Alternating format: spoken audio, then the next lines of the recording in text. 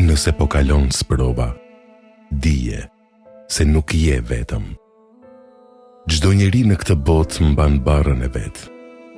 Disa në heshtje, disa me lot. Por të gjithë janë në një udhtim të caktuar nga Zoti. Sprovat nuk janë dënim, por pastrim. Janë mënyra e Allahut për të afruar më shumë tek ai.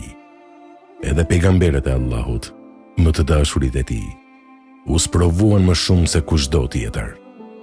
Çdo hall, çdo lot, çdo thirrje që bën në heshtje, Allahu e dëgjon.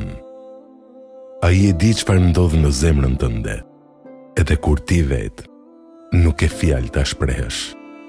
Pra, mos u dorëzo, sepse pas çdo errësire vjen agimi, pas çdo sprove vjen lehtësimi. Dhe shpëtimi nuk është tek njerëzit, por tek Allahu.